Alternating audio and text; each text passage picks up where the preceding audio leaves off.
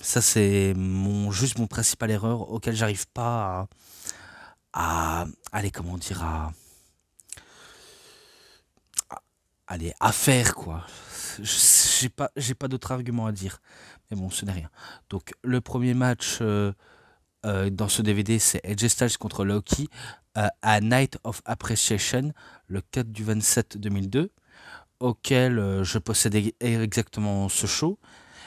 Et dans ce match-là, il était très bon entre AJ et Loki, ça, il n'y a aucun doute.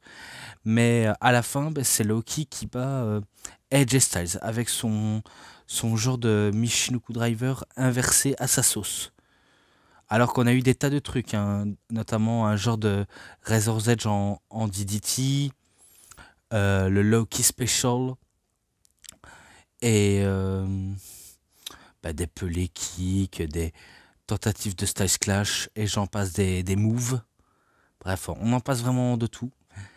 Et du coup, vu comment c'est victoire de Loki, je l'avais cité et c'est un 3,70 ou 70 si vous préférez. Et en plus, ce match-là, il est présent dans le DVD Styles Clash de AJ Styles, dans son premier DVD, et pas dans le No One to Place to ROH. Donc, c'est pas celui-là, hein. C'est vraiment l'autre. Faut dire, il y a tellement de matchs en double auxquels je suis obligé de reparler de tout ce que j'ai vu. Alors que pour moi, c'est pas très réticent de parler de tout, hein. Vraiment pas du tout. Et le suivant, en plus j'avais oublié de citer les dates, donc le 4 du 27 2002, et là on est le 6 du 22 2002, à Road to the Tylo, AJ Styles contre Christopher Daniels, qui était bien sûr accompagné par Allison Danger et quelques membres de Prophecy, mais sauf qu'il était accompagné que par elle, qui est habillée en bonne sœur, voilà, de passage. De toute façon, entre les deux meilleurs amis, donc AJ Styles et Christopher Daniels, d'ailleurs, je sais pas s'ils sont toujours amis, hein, actuellement, hein. Je sais que Daniels, il est le parrain du fils de AJ, et AJ, il est le parrain du fils de Christopher. Donc ça, peut-être qu'ils le sont toujours, mais bon, je ne sais pas quoi vous dire, si ce n'est que je sais qu'ils sont amis dans la vraie vie, et de grands rivaux sur le ring, tout en se respectant. Dans ce match-là, je sais qu'il est présent dans le DVD de AJ Styles et auquel c'était victoire de Christopher Daniels. Bizarrement, oui, c'était une victoire de lui. Et je l'avais cité il y a pas longtemps dans Year One comme Year Two, donc l'année 1 et l'année 2, je pense. Eh ben voilà, vous savez ce que j'en pense de ce match. C'est victoire de Christopher Daniels avec un BME, Best Moonsault Ever. Et la note globale, c'est exactement la même avec Loki. C'est 3,70. Donc c'est vrai, c'est pas original, je suis conscient de ce que je fais, mais bon, je sais pas ce qui me prend de citer les mêmes notes globales. Faut dire, j'ai pas envie de mettre des notes astronomiques. Certes, un match est bon, mais je vais pas jusqu'à aller mettre des 5, des 4 aidés dans des matchs qui peuvent être bons, mais que des fois ça vole pas plus haut. Parce que j'essaye de noter façon sévère. J'essaye J'essaie d'être objectif au possible, même si ça a l'air que c'est subjectif. Mais j'essaie d'être objectif, hein. J'essaye à tout point. Mais après, si vous trouvez que je suis pas objectif, désolé si vous le prenez comme ça. Parce que moi-même, j'essaie d'être objectif. Finalement, je ne sais pas du tout être objectif. Mais j'essaie de faire l'effort. J'essaye, en tout cas, j'essaye. Bon, c'est pas grave. De toute façon, c'est victoire de Daniels. Je passe à la suite.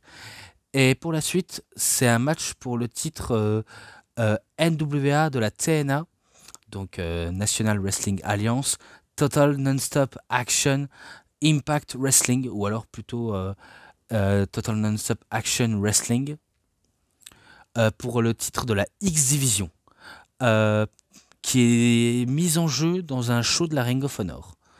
Donc c'est Crowing Champion, AJ Styles contre David Young et Adam Jacob. Lors du 7 du 27 2002. D'ailleurs, je sais pas si je l'ai noté, mais à mon avis, je pense que j'ai fait une connerie, je pense. Là où j'ai noté, parce que je pense que j'aurais dû faire mes recherches au lieu de faire le kéké. Parce que là, j'ai vraiment fait le kéké à tout point là. Et pourtant, je sais que c'est victoire de AJ Styles qui bat David Young et Adam Jacob. Après un match pas mal dans l'ensemble, mais sans plus. Donc c'est victoire avec un Styles Clash. Et que c'est un 3,40 tout simplement. Donc voilà. Même si j'ai fait une bêtise, je m'en excuse. Je vais pas essayer de m'embrouiller avec les notes globales parce que même la dernière fois, j'ai dû m'embrouiller avec les notes globales tellement que j'étais à l'ouest. Et ça m'arrive d'être à l'ouest dans des situations pareilles. Donc pour ça, toutes mes excuses. Ensuite, là, match pour être le challenger numéro 1 au titre du monde de la ROH dans un gauntlet contender, qui était la finale, entre AJ Styles contre The American Dragon, Bryan Danielson, lors de All-Star Extravaganza le 11 du 9 2002.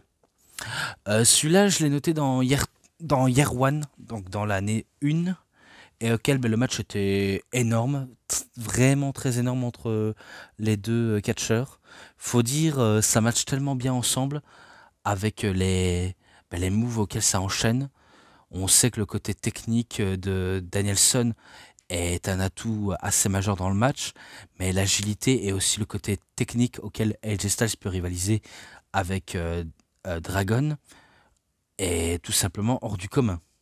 De toute façon, tout a été hors du commun entre les deux hommes, vu comment ils ont mené un très très bon combat. Et à la fin, ça va se clôturer par une victoire de AJ Styles avec un ultime Styles Clash sur Bryan Danielson. Donc pour ça, ce match-là, je lui mets un 4,70 ou 70 si vous préférez. Donc voilà tout est dit. Pour ce match-là, il était pas mal. Il était aussi génial. Ensuite, là, c'est pour être le détenteur du trophée. Euh, ouais, pour être le premier, quoi. AJ Styles contre Christopher Daniels lors de Scramble Madness le 11 du 16 2002. Alors, je sais qu'il y a quelques matchs en 2002 que je possède, mais il y a tellement de matchs auxquels je me dis c'est fort possible que je l'ai, mais que je me rappelle plus de tout ça. Et que j'ai vraiment un doute là-dessus, vraiment un gros doute. Mais pour la faire court, le match était aussi énorme. Donc encore un très bon match de AJ Styles et Christopher Daniels. On est vraiment bien gâtés dans dans des matchs aussi palpitantes que inattendus. Malgré les qualités d'image qui n'étaient pas top. Pour l'époque, en 2002, les images, c'était pas du rendez-vous. Et c'était pas du Full HD ou de la version 3D ou j'en passe des carats de pourcents auxquels on a actuellement. Vu comment à l'époque c'était autre chose. Les qualités étaient souvent pourrables, on va dire les termes.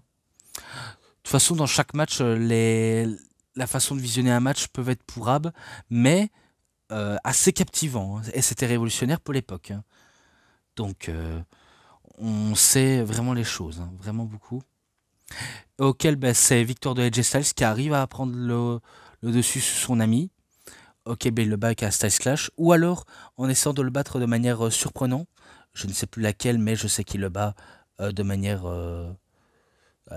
intelligente. Et auquel ce match-là, c'est un 4,20. C'est tout ce que je peux dire. Auquel ça a été excellent. Et là, maintenant. AJ Styles contre Jimmy Rave lors de Night of the Butcher en pré-show qui est marqué là le 12 du 7 2002. Un bon petit match auquel ça n'a pas duré très longtemps. Et faut dire, je ne sais pas si c'était les débuts officiels de Jimmy Rave à la Ring of Honor, mais en tout cas, il était assez jeune et assez débutant pour participer. Mais que je sais qu'à la fin, c'est AJ Styles qui bat Jimmy Rave. C'est tout ce que je sais. Et pourtant, le match très très bon, même si ça vole pas très haut, mais il était tellement bon. Donc ça s'envole un tout petit peu. Mais sinon, voilà, c'était bien 3,50. Voilà, je décide de mettre ça. Et là maintenant, il affronte Xavier pour le titre du monde de la ROH lors de Night of the Butcher, le 12/7/2002, auquel c'est vrai que certains spécialistes auraient préféré de voir AJ Styles champion du monde ROH, mais ce dernier étant déjà un catcheur actif du côté de la TNA, ne voulait pas être champion ROH alors que selon moi, il peut le mériter le titre. Vu comment à l'époque ce titre avait vraiment du prestige, avec le sens de l'honneur qui lui est propre. Et que maintenant on sait que l'honneur pour la Ring of Honor du côté de la EW, c'est pas trop de logique. Vraiment pas de logique. C'est ce qui est dommage, hein. Moi, je pense, si seulement la ROH aurait été une structure tout à fait mieux placée et et qu'ils auraient, on va dire, des bons matchs, un un bon feeling et toujours respecter le sens de l'honneur. Si seulement ils avaient été encore dans cette dynamique-là, je pense que ça aurait encore attisé la curiosité de la foule. Mais malheureusement, ce n'est pas le cas. Et du coup, la hype de la ROH est inutile, hein, car certaines personnes disent que la ROH, on s'en fout carrément de cette structure et que ça nous intéresse pas. Alors que je vous jure, pour ceux qui critiquaient la Ring of Honor à l'époque, je vais vous dire ça, pour ceux qui s'en foutent royalement, regardez les anciens matchs de la Ring of Honor, que ce soit la qualité, la mauvaise ou la bonne qualité, regardez-les et vous allez voir, il y a des bons, que du bon in-ring, hein, vraiment que du bon match in-ring. Vous n'allez pas être déçus, hein, pour les spécialistes. Parce que moi, je regarde plutôt les anciens matchs de la ROH et je me dis, à l'époque, même si j'étais petit et que je ne connaissais pas l'existence de la Ring of Honor, je reconnais que la ROH, elle a sacré une entité qui lui est propre à elle et auquel il y avait que des bangers, tout simplement, que des bangers. Ce n'est pas vous mentir, c'est un fait. Parce que c'est vrai que du côté de la EW, c'est pas un banger, c'est plutôt bah, une échec. Ouais, on va dire une échec. De toute façon, c'est un échec. Tout le monde n'en veut même pas de cette structure, et ça, c'est ce qui est dommage. Alors qu'à l'époque, quand elle était indépendante, ça faisait du bruit, hein. À son époque, ça faisait du bruit, hein, comme la TNA. Bon, de toute façon, dans ce match-là, c'est victoire de Xavier, vu comment il le bat avec un 450 splash, si je me trompe pas, après de longues minutes dans le match. Ouais, peut-être l'une des deux, mais en tout cas, c'est victoire de Xavier. Donc pour ça, ce match-là, c'était à 3,60. Je l'avais déjà noté dans l'année 1 de la Ring of Honor. Voilà. Ensuite, match pour les titres ROH Tag Team. AJ Styles et Amazing Red contre les Briscoe Brothers, Jay Briscoe et Mark Briscoe, lors de Night of the Champions, enfin Night of Champions 3/22 2003. Donc on a basculé dans le côté 2003. Dans ce match-là, je vais aller court sur ce coup-là, promis. C'est un 4,5. Et il est présent dans Styles Clash. Et que c'est victoire de AJ Styles et Amazing Red qui arrivent à battre les deux frères. C'est tout ce que je sais. Donc c'est un 4,5 comme j'ai dit. Et je passe aux deux suivants et après ça se termine ici. Alors, AJ Styles contre Johnny Storm. Donc toujours en 2003, donc le 5/17 2003, alors que l'autre on était le 3/22 2003. Frontier of Honor. Alors je ne sais pas si c'est là auquel ils vont dans une structure, je ne sais pas si c'est une structure anglaise ou canadienne, peut-être américaine, mais ça s'appelle la FWA, donc Frontier Wrestling Alliance, qui ont fait un show en commun tous les deux. Et ce qui m'étonne avec Johnny Storm, quand j'ai vu ce match-là face à AJ Styles, j'avais l'impression de voir Bret Hart ou X-Pac. Parce que ce gars, Johnny Storm, on dirait le portrait craché de Bret Hart, hein. Et un côté X-Pac, Six-Pac, Six,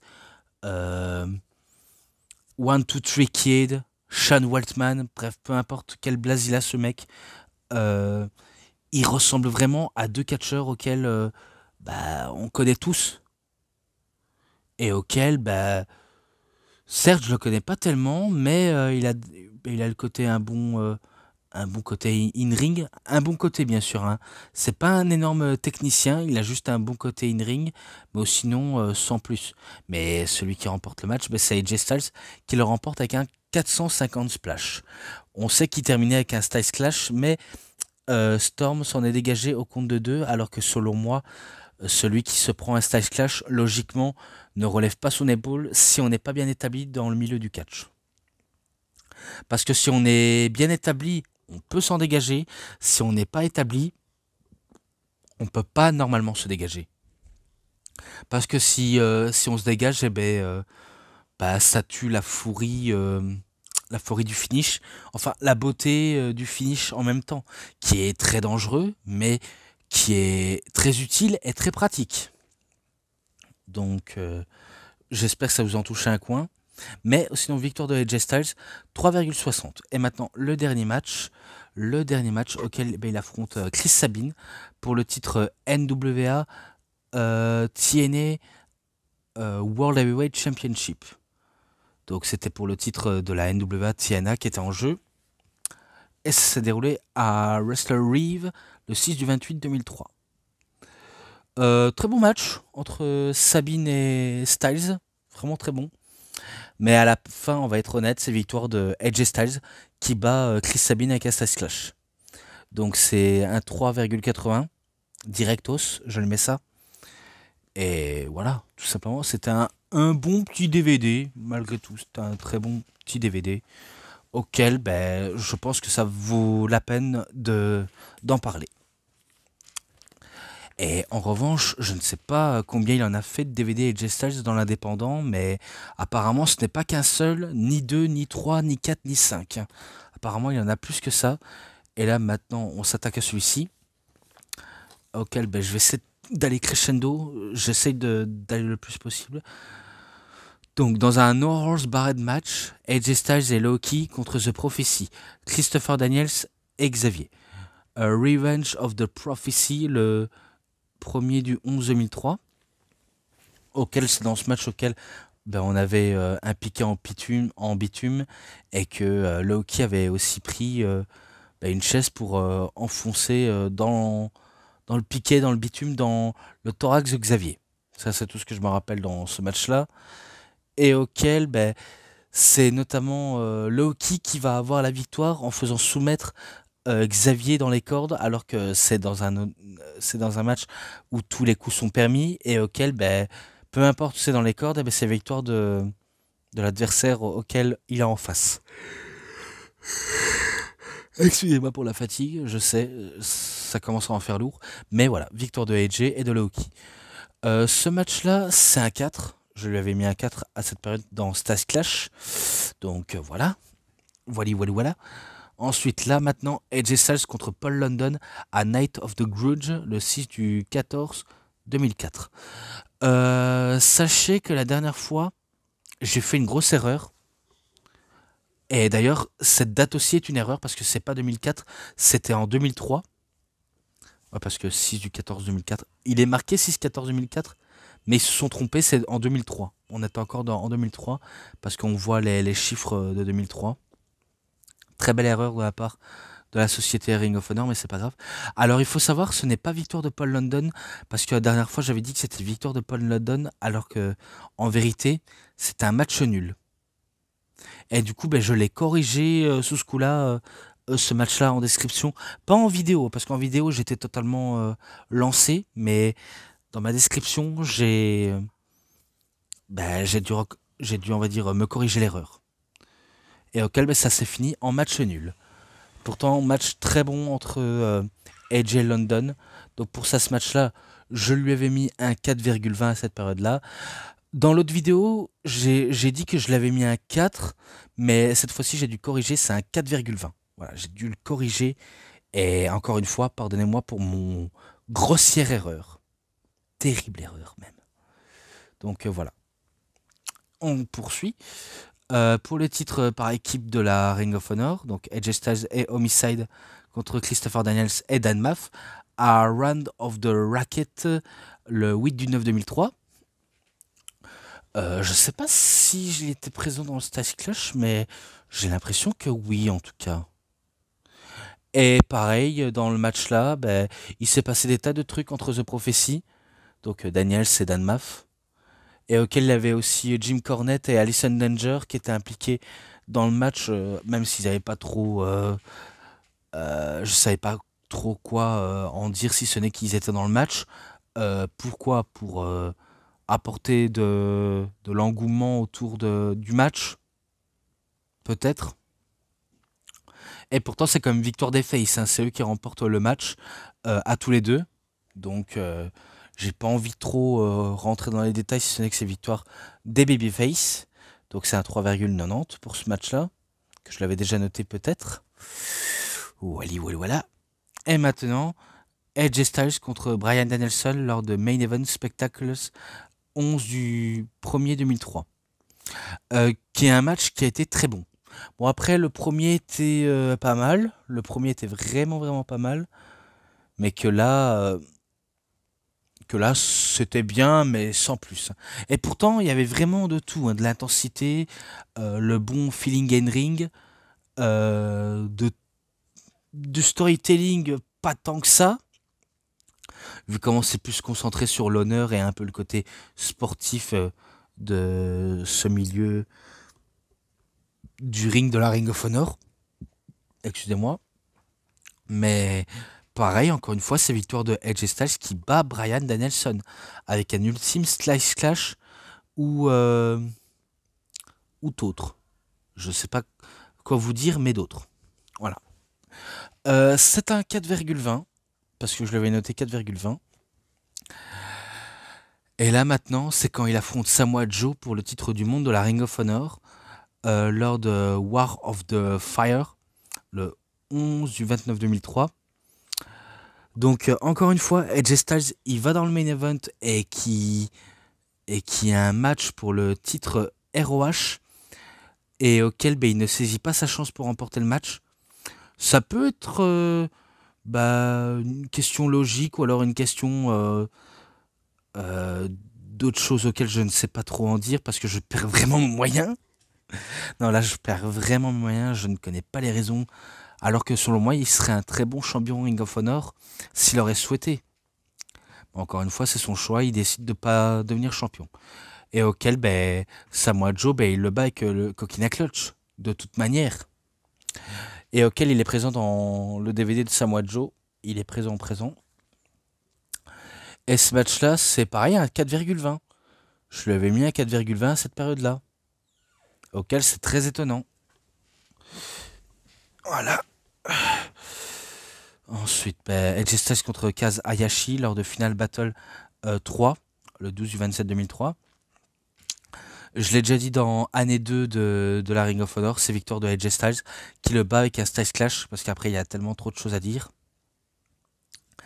Et là pour le titre pur, pour devenir le challenger numéro 1, AJ Styles contre Jimmy Rave lors du second Year Anniversary, le 2 du 14 2004.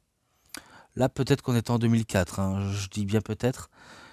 Auquel il bat Jimmy Rave encore une fois à nouveau pour devenir le challenger pour le titre pur de la Ring of Honor. Et auquel ce match-là, c'était un 3,80. Ouais, je reconnais, il était mieux que le premier. 3,80 pour moi, c'est assez suffisant. Et là maintenant, il affronte CM Punk pour le titre pur de la Ring of Honor. Et qu'ils étaient tous les deux en finale lors du second Year Anniversary, donc dans le même show, auquel je connais l'issue de ce match et auquel on a eu un Styles Clash du haut de la deuxième corde sur CM Punk et auquel c'est victoire de AJ et auquel il remporte le titre pur. Ce match-là, je lui avais mis un 4,70 ou 70, mais auquel c'était excellent. Pour l'instant, on a eu 2 DVD de la Ring of Honor auquel c'était palpitant et assez une bonne découverte à suivre. Même si certains des matchs ne m'étonne pas vu comment j'en avais déjà vu. Mais bon, je passe au dernier DVD. The Best of the Phenomenal One, donc de la TNA, en 2 DVD bien sûr. Alors, je vais aller droit au but. Là, c'est Two Crown de First X Division Championship, donc pour couronner le premier champion X Division de l'histoire de la TNA. Donc AJ Styles contre Jerry Lynn, contre Low-Ki, contre Psychosis. Alors tout ce que je me rappelle, ça c'est un truc que j'aurais dû expliquer dans le DVD auquel il faisait 12 heures d'action pour AJ Styles. J'aurais dû m'exprimer concrètement. Alors il faut savoir, c'est qu'au début, on commence avec 2 catcheurs qui combattent déjà sur le ring. Et si jamais il y en a un qui subit un premier tombé, sera à l'extérieur pour récupérer. Et un autre catcheur, ainsi de suite, arrive pour soit pour affaiblir le catcheur en question. Donc je sais que AJ Styles a battu Psychosis et après il a battu Low-Ki juste une fois. Et après quand il a battu, enfin après quand il a affronté Jerry Lynn, il s'est fait battre par Jerry Lynn. Et par la suite Jerry Lynn, il a enchaîné avec Psychosis, auquel il a battu Psychosis en l'éliminant du match. Et après il s'est attaqué face à Low-Ki, et auquel il va éliminer Low-Ki. Et du coup il reste plus que AJ Styles contre Jerry Lynn. Donc en gros, si j'ai bien compris, AJ Styles en a marqué 2 points et Jerry Lynn aussi. Il en a marqué 2 points. 2 points. Non, 3 points. 3 points, je m'excuse. 3 points. Donc, faut pas que je me trompe de sujet. Bon, après, entre AJ Styles et Jerry Lynn, ça s'est rattrapé. Parce que AJ Styles a marqué encore 1 point face à Jerry Lynn en battant avec un Styles Clash. Donc, ça fait 3 partout. Et la balle a été mise au centre. Et là, pour le climax du match, c'est là où AJ Styles va faire son fameux saut terriblement très phénoménal, auquel le nom est assez difficile à retenir, mais auquel il arrive à battre Jerry Lynn avec cette prise pour devenir champion X-Division de la TNA. Donc c'est lui qui bat Jerry Lynn, Low-Ki et Psychosis, en devenant le premier champion X-Division. Donc victoire de AJ Styles. Ce match-là, c'est un 3,70 ou 70 si vous préférez. Et là, il retente le couvercle, mais cette fois-ci un triple menace. Donc triple threat X-Division title match. AJ Styles contre Low-Ki contre Jerry Lynn. Alors vu comment c'est AJ Styles le champion et qu'à l'époque pour la TNA il n'y avait pas encore Impact. Il n'y avait pas encore Impact, il n'y avait que des weekly PPV, donc les pay-per-view hebdomadaires, et auxquels ça durait un peu plus longtemps que prévu dans des programmes pareils. Mais dans ce match, ce sera Jerry Lynn qui va devenir champion X-Division en battant AJ Styles et Low-Ki. C'est tout ce que je me rappelle. Et là, par la suite, dans ce match-là, tout d'abord dans ce match-là, c'est un 3,50. Et là maintenant, pour le titre X-Division dans un ladder match, AJ Styles contre Low-Ki contre Jerry Lynn. Et là, cette fois-ci, vu comment il y a eu beaucoup de spots sur les échelles et dans tout ce qui préoccupe, finalement, ce sera Low-Ki qui arrivera à en venir à bout de Lynn et de AJ. Vu comment c'est lui qui devient champion X-Division, et auquel c'est un 3,80.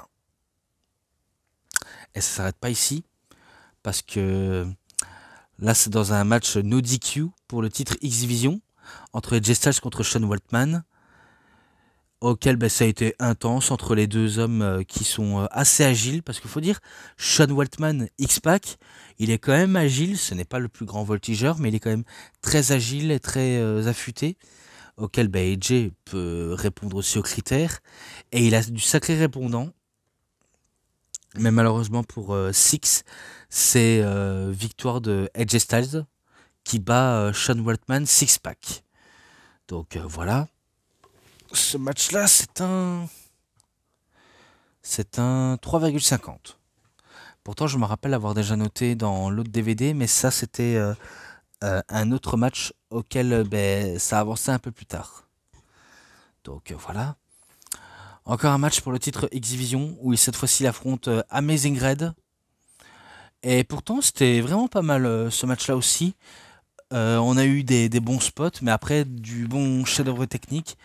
Et on sait que leur histoire c'était, ils ont fait équipe à la Ring of Honor, ils se sont même affrontés quelques fois.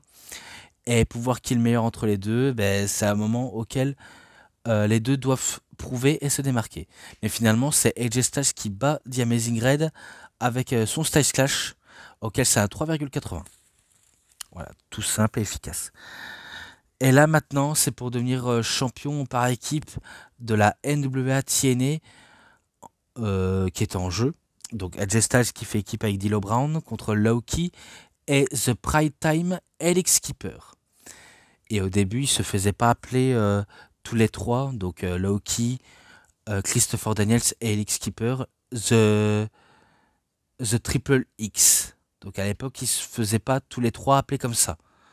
Vu comment ce sont, on va dire, que de simples catcheurs qui n'ont pas de nom d'équipe, mais ils ont déjà un très bonne alchimie. Et après 2002, je pense qu'ils ont ils ont avancé en 2003. Hein, après cette période-là. Et à l'époque, le ring était carré. À l'époque, le ring était carré. À ses tout débuts, c'est en 2004 auquel ils vont changer la donne avec le ring hexagonal. Et voilà, j'en passe des mots. Dans ce match-là, il y a eu un enchaînement en équipe entre AJ Styles et D'Lo Brown. Le fameux Spinebuster de D'Lo Brown et le côté Diamond Cutter de AJ Styles sur Low-Ki, je pense. Je pense que c'est ça. 3,40 pour ce match-là. Et maintenant, je passe au DVD 2. Et dans le DVD 2, c'est un match triple threat pour devenir le champion du monde poids lourd de la NWA TNA entre AJ Styles contre Jeff Jarrett, Double J et contre Raven. Auquel c'était pas mal, vraiment pas mal. Et que c'est là auquel AJ Styles va avoir le soutien de Vince Russo. Et dire qu'au début, on a cru qu'il allait trahir, enfin, on a cru qu'il allait frapper AJ Styles avec la guitare de Jeff Jarrett, mais finalement, c'est Jeff Jarrett qui se mange sa propre guitare en pleine poire, et ça permet à AJ Styles de remporter le match au KLM. Donc c'est victoire de lui qui devient pour la première fois champion du monde poids lourd de la NWA TNA. Et que par la suite, il sera sur les ailes de Vince Russo, auquel ce dernier, on sait qu'il est doué pour faire des matchs un peu douteux en termes de qualité de booking. Donc, faut dire, c'est vrai, ses décisions mènent à la controverse. Ou encore ses prises de position. Et d'ailleurs, ça dépend aussi de la plupart. Vraiment la plupart. Mais auquel, voilà, ça va. Ce match-là, c'est un 3,80. J'en ai assez tout dit. Là, maintenant, il affronte D'Lo Brown dans un match de l'échelle pour le titre du monde poids lourd de la NWA TNA. Et si je me trompe pas, c'est là où il devient heel, je crois. Parce que non seulement il était avec Vince Russo, mais ça lui arrivait de devenir heel. Donc tout pouvait arriver à tout moment. Dans ce match-là, c'est AJ Styles qui remporte le match et qui conserve son titre grâce au soutien de Vince Russo, d'un autre gars auquel je ne sais plus son nom, qui est entre guillemets le coach de AJ Styles, mais ça j'ai un petit doute là-dessus. Mais bon, tout ce que je sais, c'est lui qui remporte le match. Donc pour ça, 3,40. J'ai pas envie de trop durer 1000 ans sur le match là, parce que j'ai envie d'aller droit au but, même si ça commence à faire long. Là, encore un match pour le titre du monde poids lourd de NWA. AJ Styles contre Low-Ki, auquel je me rappelle, c'était extrêmement bon entre les deux. Pourtant, ça se voit pas tant que ça. Pourtant, il y a un bon feeling entre les deux. Le côté brutal et agile de Low-Ki et le côté aérien et technique de la part de AJ Styles. Donc, il y a de quoi devenir fou dans ce match-là, hein, vu comment c'était vraiment nickel. Un peu gâché par les interventions de la part de Vince Russo, qui n'hésitait pas à venir perturber le match et de offrir son arme préférée à AJ Styles, qui le saisit et qu'après par la suite il le bat comme ça. Alors oui, comme ça il le bat à coup de batte de baseball dans la tête. Donc voilà. 4,10. Et là, ben, on n'a plus que 3 matchs après c'est terminé, je pense. AJ Styles contre Abyss dans un match normal. Et à l'époque, le monstre Abyss, je sais pas si c'était ses tout début ou alors là qui vient d'arriver et qui veut faire déjà ses preuves dans le roster de la TNA. Un truc que je n'ai pas dit à vous tous, il faut le reconnaître, AJ Styles, il a été ben, un des originaux partout où il est allé, hein. Que ce soit de la ROH, c'est un ROH original. Et depuis le premier jour de la TNA, ça a été ben, TNA original. Et même dans une structure méconnue du grand public, nommée la XWF, il avait été là au tout début jusqu'à sa suprémation. Ouais, au moment où ça l'a arrêté de tourner, cette boîte-là. Donc il a été le premier là où il devait passer. Et auquel, ben voilà quoi. Il a été le premier original des 3 structures, dont 2 qui a su survivre et l'une qui n'a pas tardé à fermer, tout simplement. Et à cette période-là, ben, Abyss, il était accompagné par Don Callis, qui à l'époque, il avait des cheveux. Parce que dans notre époque à nous, Don Callis, il n'a pas de cheveux sur la tête, alors qu'à cette période, il avait des cheveux. Et pourtant, malgré que c'était un gros monstre, j'étais persuadé que ce serait lui qui remporterait le match. Et bien finalement, non, parce que avec la force de courage et de bravoure, AJ Styles arrive à surprendre Abyss de manière inattendue. Vraiment, c'est tout ce que je sais à dire. Si ce n'est que ce match-là, c'est un 3,80. Et dans l'autre match, par contre, celui-là, je l'ai oublié de noter, il faudrait que je le note tout à l'heure. C'est dans un Falls Count Anywhere match auquel ben, Jay Styles affronte encore une fois le monstre Abyss, auquel ça a été lieu un gros bordel. Et on sait que dans un Falls Count Anywhere match, les tombées peuvent se faire n'importe où dans la salle, dans les vestiaires, extérieur de l'arène. J'en passe des trucs, hein. J'en passe vraiment des trucs. Et pourtant, bizarrement, au climax du show, ça va se terminer par un match nul, double disqualification, ou alors arrêt du temps de l'arbitre. Je ne sais plus quoi ou tourner. Mais c'est un match nul, c'est tout ce que je sais. Ce match-là, je lui mets un 4,20 aussi parce qu'il y a eu de la grosse brutalité. Que de la grosse, grosse, grosse brutalité entre les deux hommes. C'est tout ce que je sais. Et pourtant, ça se finit de manière pas très logique et ça casse un peu tout l'engouement autour. Mais ça s'arrête ici, tout simplement. Donc voilà, je m'arrête là. Et je passe au dernier match, mais cette fois-ci dans un match en cage pour le titre NWA entre AJ Styles contre Jeff Jarrett. Auquel c'était un match au catch auquel les deux ils sont donnés à un meilleur combat.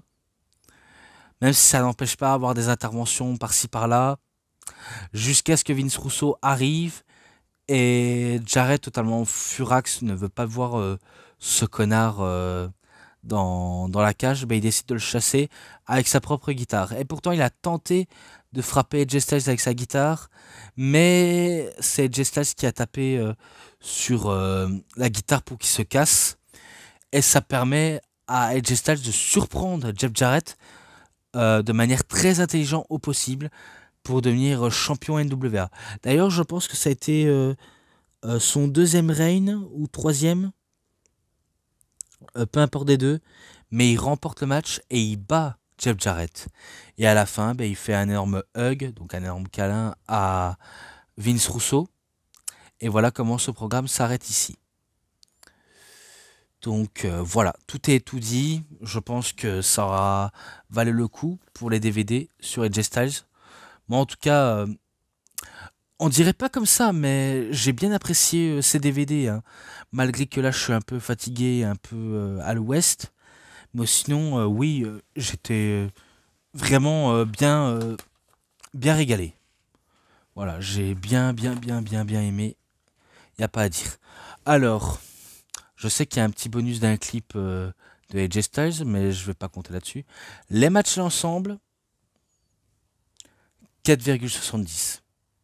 Voilà, ça a été pas mal, et je pense que ça fait bien le décompte. Voilà, moi je sais dire que ça apparemment. Je sais vraiment que dire que ça, je pourrais pas aller plus loin dans ce que je dois dire. Et non, il n'y a pas de surprise à en venir, vraiment pas du tout de surprise. Si ce n'est que récemment, j'ai eu un message de Total Kawada qui me proposait des DVD à acheter. J'ai dit oui, bien sûr, mais il faut que j'en prends que 3 parce que j'aurais bien voulu acheter tout, mais sinon, si jamais j'achète tout, ben, j'aurais plus la place nécessaire pour tout mettre en fait, vu comment ça commence à être rempli. Donc j'ai été la plus honnête au possible en disant que oui, j'achèterais ça, mais plus, on va dire, en grosse quantité, parce que si jamais j'achète en grosse quantité, ben, je serais rempli et ça pourrait se déborder en un rien de temps. Mais au moins, il a été compréhensif. J'ai été content de le voir faire un message. En tout cas, si Total Kawada passe par là, je l'embrasse tout simplement. Donc voilà. Bon, moi j'en ai terminé avec ces DVD là. Je dois en finir et après aller me coucher. Et bien sûr, le montage, je le ferai, bien sûr, comme d'habitude. Donc c'est tout pour cette vidéo de review. C'était DVD Pro Catch. J'espère que ça vous aura énormément bien plu. Et si vous avez aimé cette vidéo, vous savez ce qu'il vous reste à faire. Likez la vidéo, commentez, partagez, abonnez-vous à ma chaîne et cliquez sur la petite cloche pour avoir plus des notifications des prochaines vidéos. Et moi, bien sûr, comme d'habitude, je vous dis bonne journée, bonne soirée à tous. Au revoir tout le monde pour une prochaine vidéo. A plus à tous les fans de catch. Allez, bye bye tout le monde.